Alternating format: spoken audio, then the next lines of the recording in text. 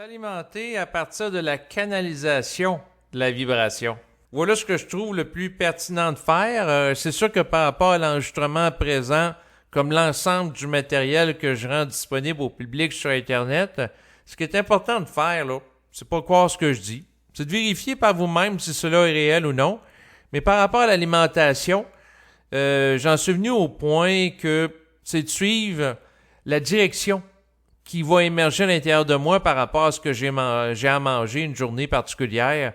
Puis la vibration va donner une direction ponctuelle en fonction de qu'est-ce que la personne a à s'alimenter compte tenu de l'événement auquel elle va être confrontée dans sa vie de tous les jours. Dans le sens qu'à un moment donné, ça peut me dire intérieurement de manger davantage de fruits. À un autre moment donné, manger plus de protéines. À un autre moment donné, ça peut me dire intérieurement de pratiquer un jeûne intermittent, sauter par exemple un repas. Ça peut me dire différentes choses. L'idée, c'est d'être capable d'écouter qu'est-ce que ça nous dit intérieurement. On peut confronter la source de la pensée qui nous amène à diriger notre alimentation dans certaines directions pour regarder si c'est réel ou non. Donc, on peut faire une lecture vibratoire. On peut canaliser en utilisant entre autres le crayon, en faisant des barres de gauche à droite, comme je le fais présentement pendant que je vous parle, pour voir qu'est-ce que ça vibre. Qu'est-ce que ça vibre intérieurement par rapport à ce qu'on a s'alimenter. Bien entendu, si on développe une conscience vibratoire, bien, au premier balbutiement de son émergence en nous, alors qu'elle est embryonnaire, bien, c'est sûr qu'il peut y avoir de la désinformation parce que on commence à travailler avec elle. Si on commence à travailler avec la source, c'est-à-dire avec notre contact dans l'invisible, c'est-à-dire notre esprit, bien à ce moment-là, il peut y avoir des interférences astrales qui se glissent entre lui et nous. Donc, autrement dit, il y a une dépollution psychique en relation avec le conditionnement social auquel on a été exposé depuis notre enfance qui doit se faire. Parce que tant aussi longtemps qu'on est soumis à des lois d'impression, on est soumis à des formes qui proviennent de notre environnement, à des conditionnements sociaux, ces formes auxquelles on donne de la valeur, de l'autorité, font en sorte qu'on est voilé dans notre contact avec l'esprit.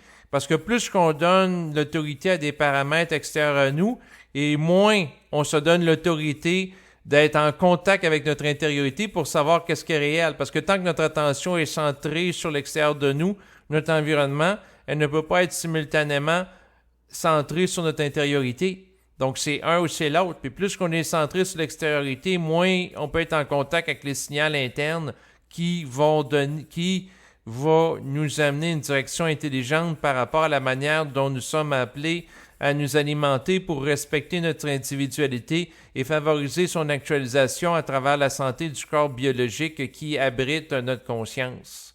Donc, autrement dit, plus qu'on s'individualise et plus on a à apprendre à être en contact avec notre source, à être capable de la canaliser intelligemment pour avoir une direction claire sur la manière de s'alimenter. Puis plus qu'on fait ça, bien plus que ça peut favoriser notre santé, advenant que la source nous achemine de l'information en ce sens. Et aussi, il peut y avoir un mouvement de la source vers l'être humain, mais il peut y avoir un mouvement de l'être humain vers la source qui va contester la source, qui va la tester et qui va affirmer son besoin. Donc, l'être humain peut affirmer son besoin, la source d'être en santé sur le plan physique pour pouvoir accomplir ce qu'il doit compte tenu de sa durée de vie sur le plan terrestre. Et à ce moment-là, l'être humain doit en venir à un point à obtenir l'information de sa source de qu'est-ce qui est bon pour lui, qu'est-ce qui est sain en termes d'aliments, de manger dans la vie de tous les jours. Et c'est sûr que pour arriver à ce point-là, la personne peut se mettre dans une vibration de contestation, donc le volet actif, pour aller chercher l'information nécessaire à ce qu'il ait une qualité d'alimentation individualisée qui va répondre à ses besoins nutritifs. Puis le mouvement inverse existe aussi. La personne peut être dans un mouvement d'ouverture, de passivité, dans un état de méditation et de réceptivité à son intériorité et de recevoir de l'intérieur de lui, ça va émerger dans sa psyché, des informations sur comment il doit s'alimenter. Mais si l'information ne vient pas à lui et c'est lui qui doit venir à l'information, et à ce moment-là, il doit aller le chercher par rapport à sa source. Donc, c'est sûr que la source peut spontanément lui acheminer des informations, mais si c'est le silence radio, c'est-à-dire qu'intérieurement, ça lui donne aucune direction spontanée par rapport à la manière qu'il doit s'alimenter, c'est lui qui doit se mettre en action et utiliser la puissance de sa volonté individualisée grandissante à mesure qu'il intègre le processus de la fusion pour aller chercher à l'invisible l'information dont il a besoin pour s'alimenter d'une manière adéquate et être cohérent sur le plan mental et être dans une bonne santé physique. Donc, c'est la façon que je vois ça. Donc, s'alimenter à partir de la vibration, c'est la personne qui peut poser la question à l'esprit. C'est-tu intelligent là, de manger à soir des croustilles, des chips? C'est-tu intéressant? C'est-tu intelligent d'aller boire une bière? Puis là, il regarde qu'est-ce que ça dit. Mais ce qu'il faut comprendre, c'est quand on travaille avec l'esprit, on travaille au-delà des modes alimentaires, au-delà des morales, au-delà de ce qui a été établi par des diététiciens sur le plan alimentaire. S'alimenter en suivant la vibration, c'est souvent ce que les gens vont en venir. C'est où ce que j'en suis en venu? Je ne sais pas si les gens vont tous en venir là. Là, ça leur appartient. C'est pas de mes affaires. Vous voyez, je me réajuste, mais dans mon cas, dans le passé, je prenais au sérieux, entre autres au Canada, parce que je suis Canadien. On a le Guide alimentaire canadien, qui est une autorité ici en matière d'alimentation. C'est un guide, c'est une référence en termes de pays, au niveau culturel, sur ce que les Canadiens, donc les gens qui résident au Canada, doivent manger. Et ce qui est particulier, c'est que ça fluctue beaucoup dans le temps. Donc, c'est un guide qui existe depuis les années 40 et il y a plusieurs versions qui sont apparues. Et à un moment donné, il y a des changements. Comme là, en 2019, il y a une version qui est sortie qui nous annonce qu'il faut moins consommer de produits laitiers, comme du lait et du fromage, consommer davantage de protéines végétales, mais moins de viande, puis plus de fruits. Donc, si le guide alimentaire canadien, qui est un outil de référence en matière d'alimentation, change avec le temps, c'est parce qu'à quelque part, cette forme-là manque d'ajustement. Donc, s'il y en a une version dans les années 40, un autre un peu plus tard dans les années 90, puis là, en 2019, il y en a une autre version, c'est parce que, à quelque part, c'est une forme qui est en ajustement perpétuel. C'est intéressant que ça évolue, parce qu'après tout, si ça serait une forme qui serait figée dans le temps, alors que les individus changent, il y aurait une inadéquation croissante entre le guide alimentaire canadien et les besoins des Canadiens qui évoluent dans le temps. Donc, il y aurait un décalage qui s'installerait là-dedans, puis si ça serait un livre là, vraiment très statique, plus que les années, les siècles passeraient, puis plus qu'il y aurait un décalage par rapport aux besoins de la population. Donc, c'est intéressant que ça évolue, mais en même temps, ce qu'il faut réaliser, c'est que quelqu'un qui suit ça à la lettre puis prend ça au sérieux, le guide alimentaire canadien, il va se soumettre à un agenda qui implique des forces collectives qui peuvent être très bien intentionnées pour favoriser la santé globale des Canadiens, mais ces forces-là s'adressent aux masses et non pas aux besoins individuels. Parce qu'après tout, si quelqu'un, par exemple, est malade, ça se peut qu'il ait modifié son alimentation compte tenu de la nature de la maladie. Par la suite, c'est sûr que si la personne s'entraîne pour devenir une athlète, ça se peut qu'elle aille, par exemple, à consommer davantage de certains aliments plutôt que d'autres, compte tenu de la demande énergétique qu'elle va avoir dans son quotidien. Donc, il y a des ajustements individuels que le guide ne prendra pas en considération, compte tenu des situations particulières. Et c'est la raison pour laquelle, pour moi, ce qui est le plus approprié, par rapport aux besoins d'un individu particulier, c'est ce qu'il peut capter à partir de sa source qui va lui donner une mesure vibratoire sur le plan individuel de qu'est-ce qu'il a besoin de consommer sur le plan d'alimentation. C'est sûr que si la personne n'est pas capable d'avoir accès à la source, c'est intelligent de tenir compte des guides alimentaires par rapport au pays ou aux endroits que les gens se situent pour avoir une mesure extérieure de c'est quoi que la personne a besoin pour fonctionner dans la vie de tous les jours, à défaut d'avoir un contact intériorisé avec sa source qui lui en donne une indication. Donc, le guide alimentaire canadien, pour moi, c'est mieux que rien. Par contre, éventuellement, l'être humain doit être autonome dans l'accès à ce qu'il a à consommer. Donc, il doit en avoir la vibration. C'est quoi les aliments qui sont appropriés pour lui ou qui ne le sont pas? Parce qu'on peut passer sa vie à étudier l'alimentation, mais rester en décalage avec soi-même parce qu'on le fait d'une manière intellectuellement plutôt que d'une manière intégrale en fonction de toutes les composantes de notre être. Donc, si on fait juste étudier l'alimentation avec l'intellect, puis on va sur des sites Internet, puis on écoute des vidéos sur YouTube, sur le jeûne intermittent, sur le végétarisme, sur, par la suite, les gens qui sont végétaliens, les gens qui sont crudivores, on peut passer sa vie à aller explorer de l'information.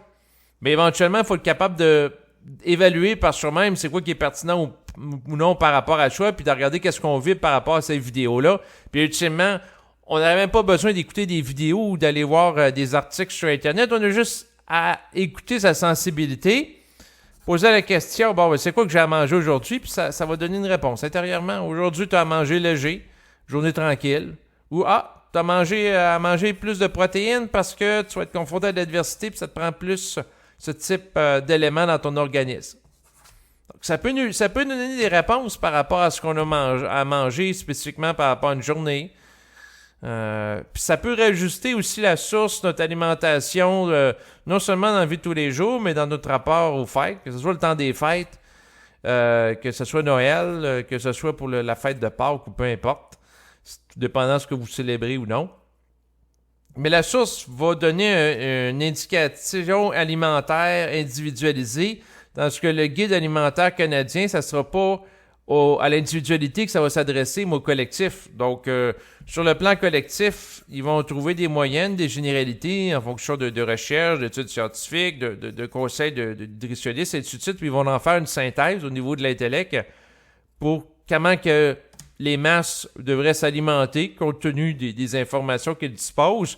Sauf que ça se développe avec le temps. Ce qui fait que le guide alimentaire canadien actuel peut être démodé dans 5 ans, dans 10 ans, dans 20 ans. Puis plus qu'on avance dans le temps, puis plus qu'il y a de la recherche scientifique qui se fait, plus qu'une accélération de l'accès à la connaissance en relation avec le développement des nouvelles technologies.